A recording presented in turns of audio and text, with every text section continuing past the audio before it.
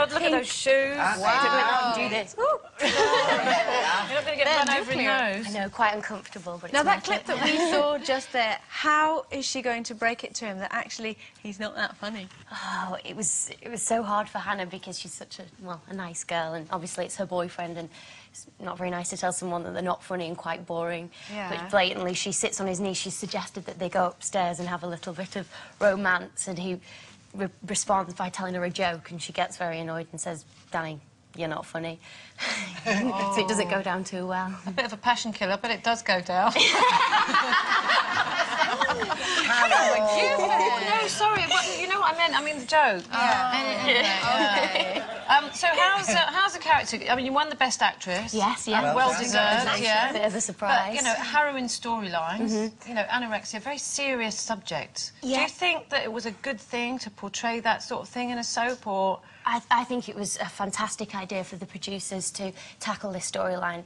20% of all sufferers of anorexia actually die from the illness, so it's so serious, and there's so much... Do you highlight that, though, in the show? A character, Melissa, who played Hannah's friend, who was suffering from anorexia for a number of years, she actually died of a heart attack in the show, which spirals Hannah's... Her own problems. Yeah, her own problems, and eventually caused her to be admitted to hospital. And did you actually have to lose weight at all during the process, or no, was it just with makeup and clothes? The makeup and obviously the lighting.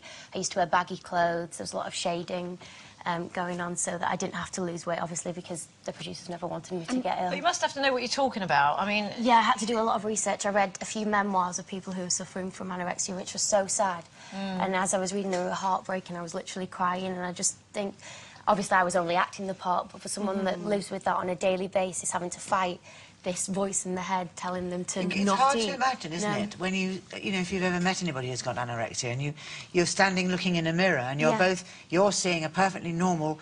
Well, no, sometimes you're not. You're seeing a very thin person and this other person can't see it, can they? Yeah, and I don't think it helps when we have all these magazines where all these skinny celebrities are plastered on the front of it. And I think it's such... That have been airbrushed, so it's all a lie anyway. But anorexia is more than that, though. It's more than that, though, isn't it? It's a mental illness, more than anything. A lot of people that suffer with anorexia are often depressed, clinically depressed, and that causes them to have anorexia. There's all sorts of different reasons why people... I think everyone is different. Each sufferer is different. How is Hannah at the moment, then? Is she... up, down? Yeah, she had a slight relapse where she decided to make herself sick due to family circumstances, but with Danny as her boyfriend, he's a lovely, bubbly character, so he's really helping her recover. And obviously, you know, you talk about the research that you've done. You've obviously done a very good job because you won Best Actress at the British Soap Awards. I know, I couldn't believe it. I couldn't stop smiling. I thought, when I watched the awards, I was like, oh God, my face. I was like.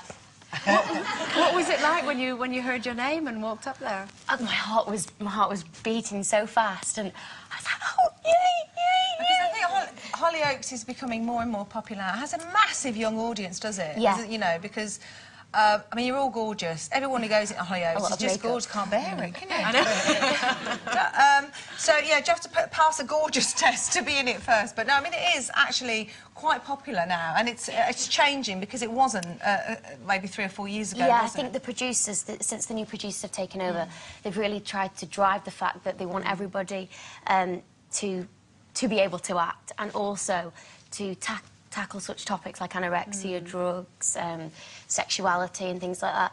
And have they done one-night stands yet? That's a regular occurrence. Each episode someone has a different one-night stand. But you obviously had to practice for certain love scenes. Did you practice on a door like Zoe?